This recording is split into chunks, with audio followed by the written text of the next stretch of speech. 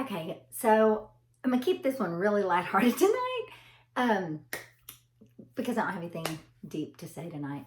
But I was thinking is because my kids are hungry and it's I don't know now o'clock. What is it?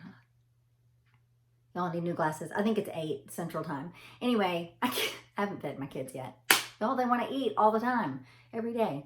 But domesticity, like being a domestic, here, it's 2020, and I don't know, maybe it's my generation that we're career driven and we're like, we're gonna build a career, never depend on a man, blah, blah, blah.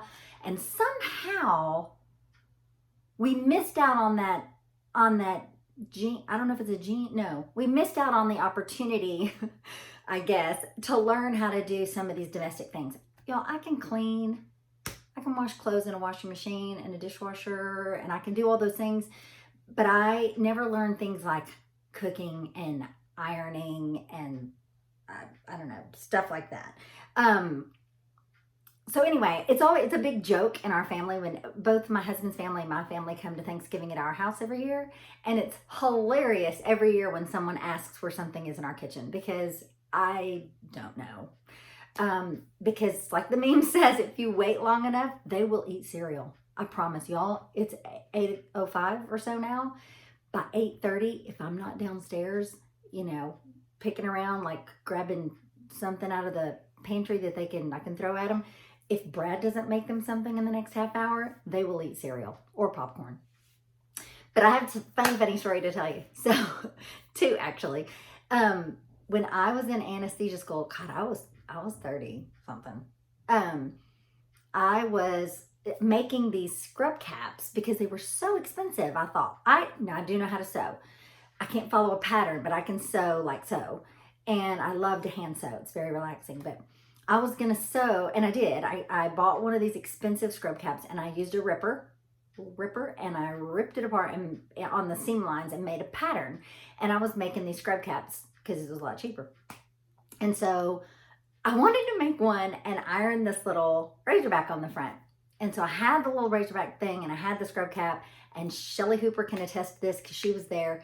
I didn't have an ironing board, of course, so I had the thing laid out on the counter on a towel, and I was like, okay, I can do this. I went and bought the spray starch because I figured that you have to use some kind of spray starch, but I couldn't figure out how to get it in the hole in the iron because it's a stinking aerosol. I'm like, why would they make this an aerosol? You can't get it in the hole. Like I was so upset, and I was like, should I have bought a different, like one you can pour? I don't know. And Shelly came around and was like, what are you doing? I was like, I'm trying to get this starch in here. And she stopped me and was like, the starch doesn't go there. That's where the water goes, and I don't know where the starch goes. But anyway, the starch does not go in that hole. And so fast forward, I have children. You guys, if you will throw your clothes that need to be ironed in the dryer with a damp washcloth, it will steam them. There's no need to iron. There's no need to own one. I've never used one. You can't, or hang it in the hot shower. If you've got a closed in room with hot steam, hang that thing in there, or use a dry cleaner. I mean, I don't see any need to like try and burn yourself. So I took my kids.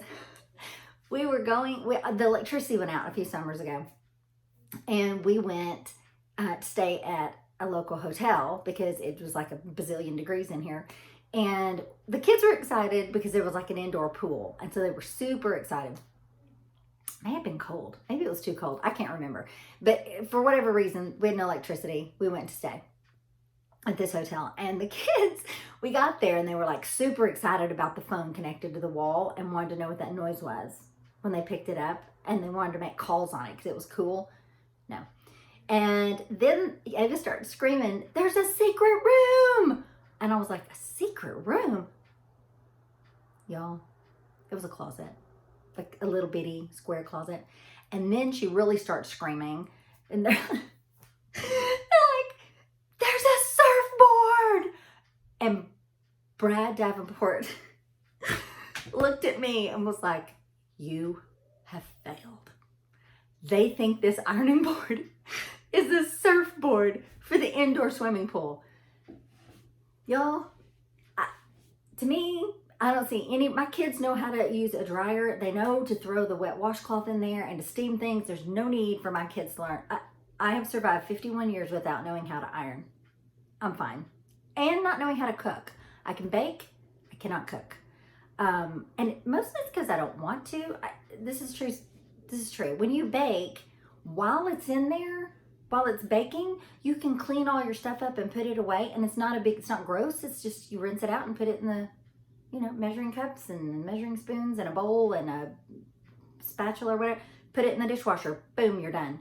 When you cook or saute things or whatever you do, you have to serve it, so you can't clean it yet, and then it's all like gross and like cooked on, and you can't get all the stuff. It's disgusting. So I don't do dishes in a sink. I don't do my hands, and I can put my hands in human bodies all day long at work, but I cannot put my hands in a sink with dirty food in it. It just makes me want to vomit. So anyway, I don't cook, and my kids are 10 and 12, and they're making it. I married a man that can cook.